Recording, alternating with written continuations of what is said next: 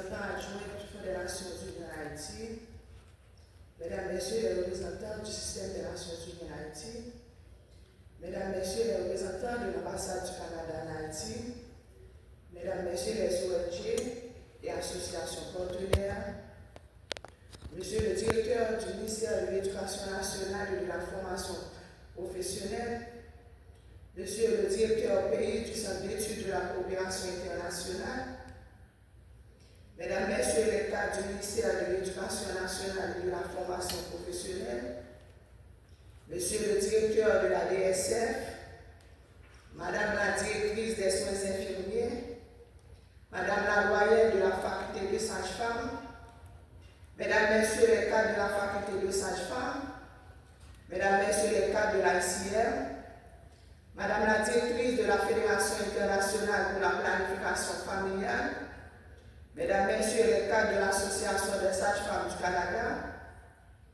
Mesdames, Messieurs les représentants du consortium de passerelles, Mesdames, Messieurs les cadres de femmes, Mesdames, Messieurs les partenaires de la SFH, Mesdames, Messieurs de la presse parlée, écrite, télévisée et en ligne, chers consoeurs et confrères sages-femmes, chers écoliers et écolières, distingués invités.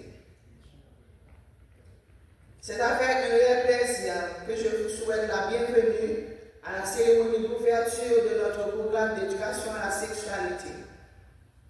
Merci d'avoir répondu à notre invitation.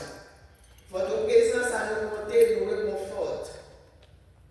L'éducation à la sexualité est une composante de la construction de la personne et de l'éducation du citoyen.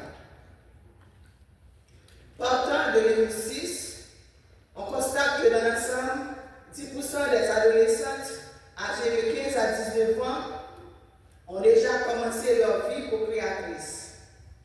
Les besoins non satisfaits en matière de planification familiale demeurent encore particulièrement élevés. Déjà à l'âge de 19 ans, 18,7% des adolescentes avaient déjà une naissance vivante et 2,5% étaient enceintes de leur premier enfant. Les jeunes et adolescentes de moins de 18 ans ont aussi un accès limité aux services de santé sans autorisation parentale.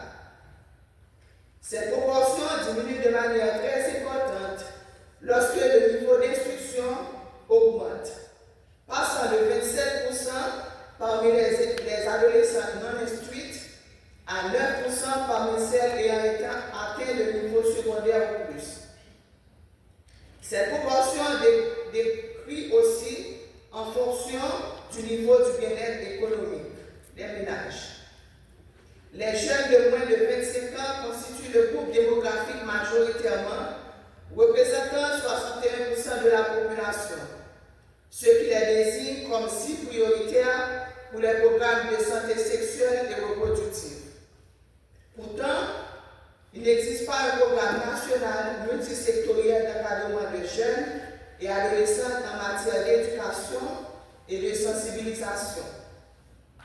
Aujourd'hui, de nombreuses recherches nationales et internationales montrent que la majorité des adolescents n'ont souvent pas les connaissances requises pour aborder sereinement les périodes charnières de leur vie. Ce manque d'information les expose à des risques sérieux en matière de violence, de santé, de bien-être physique et mental. Le droit à une information complète en matière de santé sexuelle et reproductive est un droit universel.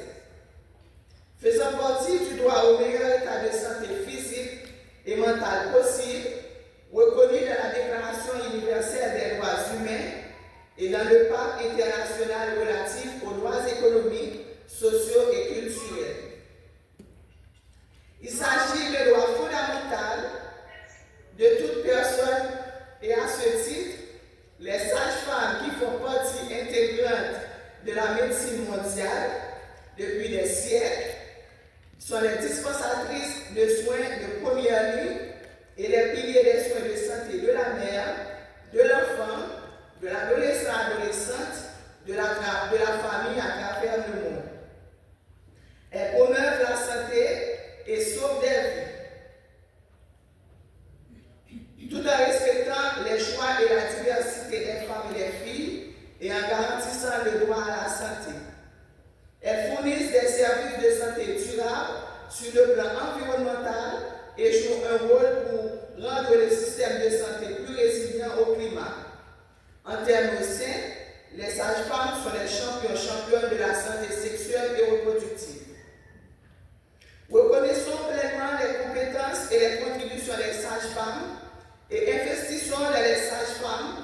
pour sauver des vies, protéger la santé et le bien-être des femmes, des nouveau-nés, des adolescents et adolescentes et des communautés dans leur ensemble.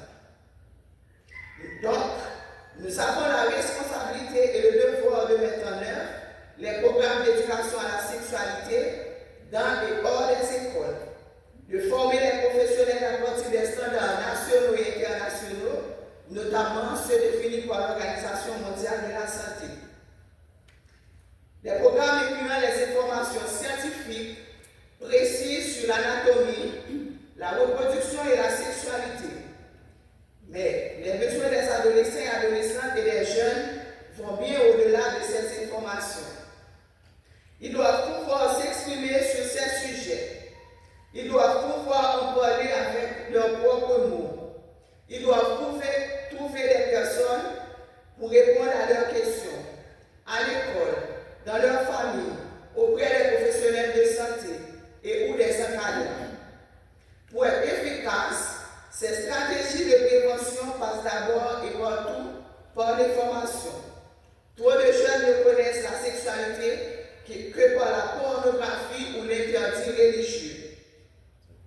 Enfin, il importe de maintenir une impulsion forte sur les questions relatives aux santé sexuelle et reproductive, qui suscitent de réelles préoccupations. Il faut également sans cesse contre les fausses idées qui circulent sur ces sujets. Les programmes d'éducation à la sexualité ne promeuvent pas une activité sexuelle plus précoce chez les jeunes. L'éducation en matière de sexualité est un moyen efficace et peu coûteux de prévenir plutôt que de guérir. Nous devons avancer vers une véritable approche globale en matière d'éducation à la sexualité, qui implique une coordination de tous les ministères concernés. Il s'agit de veiller à ce que les sources et les outils d'information soient adaptés aux différents publics, mais aussi de favoriser le bon usage des technologies de l'information et de la communication, d'impliquer les acteurs locaux, de faire connaître les sources et les ressources, les structures de recours, de créer une base de données publiques, de partage des supports aux différents âges en milieu scolaire et non scolaire, avec un langage et un mode d'expression adapté à chaque public et en insistant sur la lutte contre les discriminations.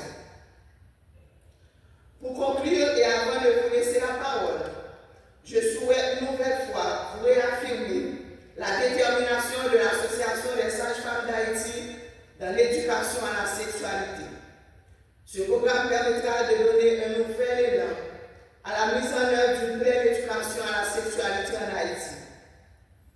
L'éducation à la sexualité est un impératif éthique, un droit fondamental, l'un des meilleurs outils de prévention en matière de santé et un formidable vecteur de la promotion de l'égalité et de la tolérance. Bref, pour résumer, l'éducation à la sexualité est tout simplement une question de bon sens.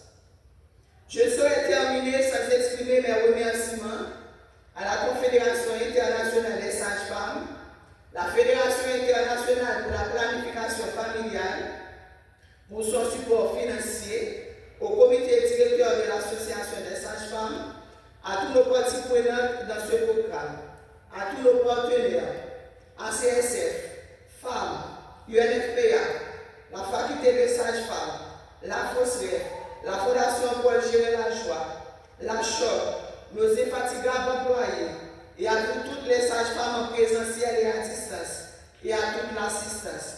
Merci de votre attention.